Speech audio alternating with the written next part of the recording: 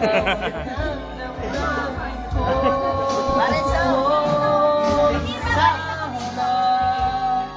ay mapansin ko. Ayun na ba? Malaman mo Eric. sa iba lahat yan ay totoo.